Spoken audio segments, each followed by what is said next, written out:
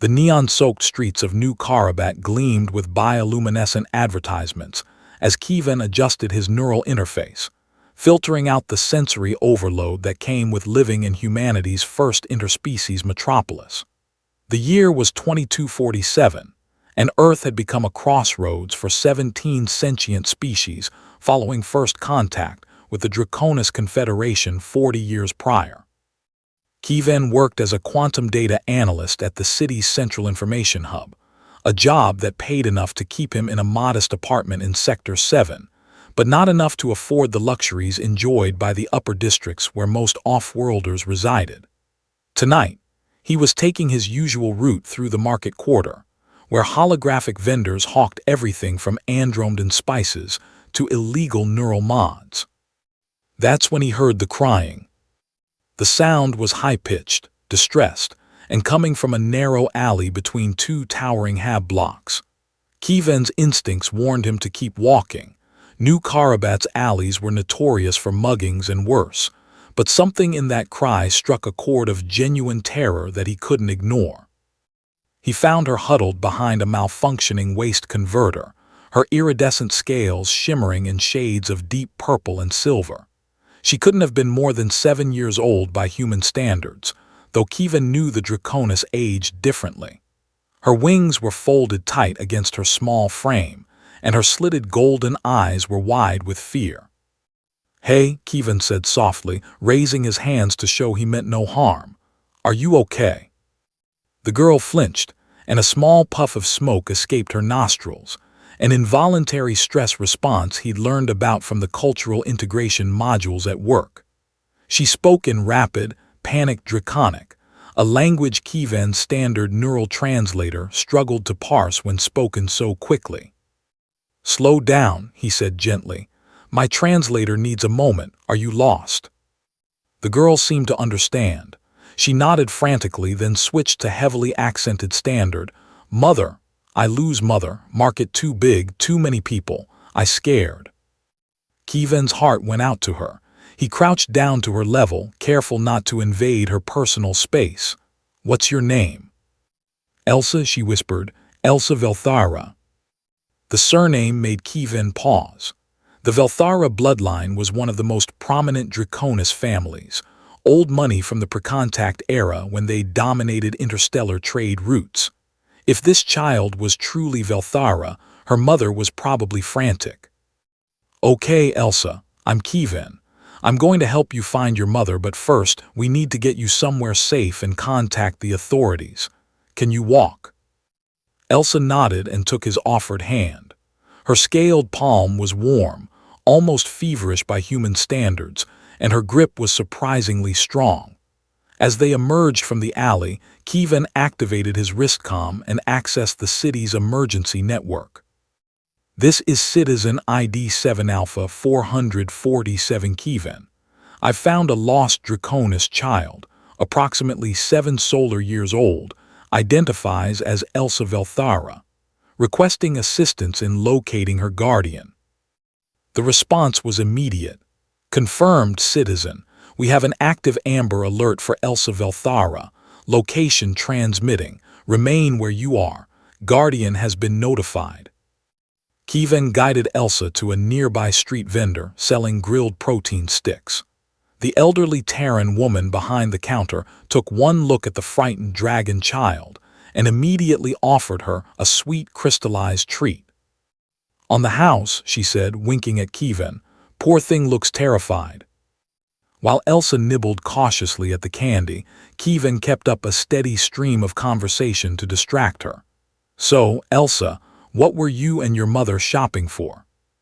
"Books," Elsa said, her voice steadier now. "Mother says I read too fast, need more books always, but market's so crowded. I see pretty lights, follow them. Then turn around, mother gone." "The bioluminescent kiosks," Kevin said, understanding immediately. "They're designed to be eye-catching, easy to get distracted." Elsa nodded miserably. "Mother be so angry." "I don't think she'll be angry," Kevin assured her. "Just relieved.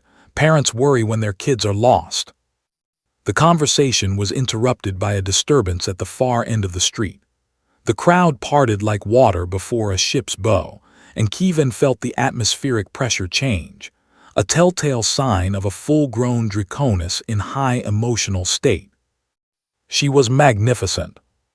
Standing nearly 7 feet tall in her semi-bipedal form, Elsa's mother cut through the crowd with a presence that demanded immediate attention. Her scales were a deeper shade of purple than her daughter's, edged with platinum that caught the neon lights like liquid metal. Her wings, partially unfurled in her agitation, spanned at least 15 feet. Her eyes, identical golden slits to Elsa's, locked onto her daughter with an intensity that made Kevin's breath catch. ELSA. The name erupted from her in a roar that momentarily silenced the entire street. Then she was moving, faster than something so large should be able to move, and Elsa was running toward her with equal speed. Mother and daughter collided in an embrace that looked almost violent but was clearly pure relief.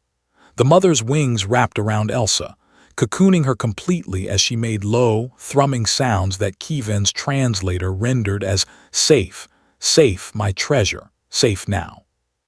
Kevin stood awkwardly to the side, unsure whether he should stay or slip away. The decision was made for him when those golden eyes fixed on him over Elsa's head. "You," she said, and her voice carried the harmonics of a language evolved for both speaking and singing. "You found my daughter." Yes, ma'am. She was in an alley off Commercial Way. She seemed frightened, so I contacted the authorities and stayed with her until." The Draconis woman stood to her full height, still holding Elsa against her side. Up close, Kevin could see the intricate patterns etched into her scales, not natural markings but deliberate art that spoke of wealth and status in Draconis culture. She wore minimal clothing, as was customary for her species, but the quantum weave fabric that formed a harness across her torso probably cost more than Kevin's annual salary. "You are Kevin, yes. The authorities transmitted your ID." "Yes, ma'am." "I am Seraphine Velthara, CEO of the Thara Consortium and representative of the Draconis Confederation to the United Terran Council." She said this without arrogance, merely stating facts. "And you have done me a service I cannot easily repay." "It wasn't anything special," Kevin protested. "Anyone would have helped a lost child." Seraphine's expression suggested she knew better. "My security detail lost Elsa in the crowd. They have been searching for 47 minutes. You found her in less than 15 and kept her safe until I arrived. This is not nothing." She reached into a fold in her harness and produced a data crystal that gleamed with internal light. "This contains my personal contact information. I insist you visit my residence tomorrow evening. There is a traditional Draconis custom, the gratitude offering, that must be observed when one's hatchling is saved from danger. Will you accept?" Kevin looked at the crystal, then at Elsa, who was watching him with those enormous golden eyes. I don't need any reward, really. I'm just glad she's safe." "It is not about what you need," Seraphine said, and there was a note of steel beneath the courtesy. "It is about what honor demands. Please, accept." There was something in her tone that suggested refusal would be an insult. Kevin took the crystal carefully. Then, "Yes, thank you, I'd be honored." Seraphine's expression softened fractionally. "Tomorrow, 1900 hours. The address is on the crystal. Do not be late. Draconis value punctuality." Before Kevin could respond, Elsa tugged on her mother's harness and whispered something in rapid Draconic. Seraphine listened, then nodded. The small dragon girl approached Kevin and, with touching formality for a child, pressed her forehead against his hand. "Thank you, Kevin," she said carefully. "You good human, mother right, we see you tomorrow." Then they were gone, Seraphine's security detail materializing from the crowd to form a protective cordon as mother and daughter moved toward a waiting transport that probably cost more than Kevin's entire apartment building. Kevin stood in the neon-lit street, data crystal in hand, wondering what exactly he'd just gotten himself into. Around him, the market began to resume its normal chaos. but he barely noticed. Tomorrow, he would visit the residence of one of the most powerful Draconis in the entire Confederation. The prospect was terrifying and fascinating in equal measure. He pocketed the crystal and continued his walk home, his mind already racing with questions. What was the gratitude offering? What did Draconis custom demand? And why did Seraphine's golden eyes make him feel like he was standing at the edge of something vast and unknown? The next evening, Kievan stood before the entrance to the Velthara estate in District 1, the most exclusive residential area in New Karabat.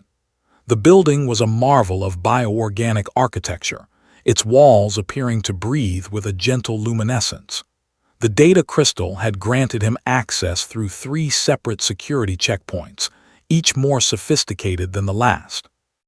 A servo assistant, a sleek android with Draconis aesthetic programming, greeted him at the main entrance. "Mr. Kievan, you are expected. Please follow me." The interior was breathtaking. High ceilings accommodated Draconis physiology, while the temperature was kept at what felt like 90 degrees Fahrenheit. Artwork from a dozen worlds adorned the walls, and a central atrium featured a zero-gravity garden where bioluminescent plants floated in carefully choreographed patterns. Seraphine waited for him in what his translator identified as the Hall of Honor, a space clearly designed for formal occasions.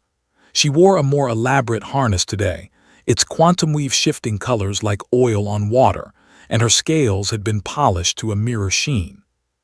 "Kievan," she said, inclining her head in the Draconis gesture of respect to an equal. "You came. Please be welcome in my home."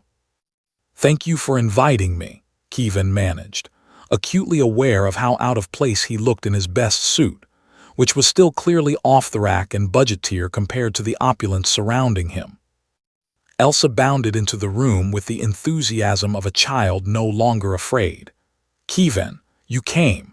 Mother said you would, but I worried." "Of course I came," Kievan said, smiling. "Your mother invited me." "Come," Seraphine said. "We will share a meal first, then attend to the gratitude offering. Draconis custom demands we know those we honor." The meal was an education. Seraphine proved to be an engaging host, asking about his work, his family, his dreams. She listened with genuine interest as he described his quantum analysis projects, occasionally asking questions that revealed a sharp understanding of advanced mathematics. Elsa chattered about her lessons, her collection of books from various worlds, and her determination to visit Earth's oceans someday. "Mother says dragons once lived in Earth's seas before humans. Is true." "That's what some paleontologists think," Kievan said, "though they weren't really dragons, more like marine reptiles. But who knows? Maybe there's a connection." After the meal, Seraphine led him to a private chamber where a small altar stood, adorned with crystals that pulsed with internal light. "The gratitude offering," she explained, "is how my people honor life debts. You saved my daughter from what could have been a trafficking situation. Lost children in New Karabat are often targeted. Your intervention prevented that." Kievan felt cold. He hadn't considered that angle. Seraphine continued, "By custom, I owe you a boon equivalent to the value of what was saved. In this case, my daughter, my heir, my treasure, my only hatchling. There is no wealth sufficient to match that value." "I don't want your money," Kievan said quickly. "I know. That is why I offer something different." Seraphine's eyes held his. "I offer you opportunity. You are brilliant but trapped in a position beneath your potential. I wish to sponsor your advancement. The Thara Consortium has need of quantum specialists. I offer you a position in my organization, not as charity but because I have reviewed your work and see your worth." Kievan's mind reeled. That's incredibly generous, but—" "There is more," Seraphine said softly. "The gratitude offering also carries a personal dimension. By saving my daughter, you have proven yourself worthy of trust in Draconis' eyes, and I find myself curious about you, Kievan of Earth." The way she said his name made something flutter in his chest. I am proposing more than employment, she continued, each word carefully chosen. I am proposing association, friendship, perhaps in time more. Among my people, such bonds formed through honor debt are considered the strongest. Kievan looked at this magnificent being before him, powerful, brilliant, and seemingly sincere in her interest. Then he looked at Elsa, who was watching with bright, hopeful eyes. He started, then stopped. This is a lot to process. Seraphine's expression softened. I understand, take time, but know this, the gratitude offering stands regardless of your personal decision. The job is yours if you want it, the rest. We will see where honor and time lead us. Kievan took a deep breath. Outside, New Karabat's lights painted the sky in 1,000 colors, a city where humans and aliens lived, worked, and sometimes found connection across the vast gulfs between species. Then I accept, he said. The job certainly, and I'd like to see where this leads. Seraphine's smile was radiant, and Elsa cheered, and Kievan realized his life had just taken a turn toward something extraordinary and terrifying and wonderful all at once. The future, he thought, was going to be interesting.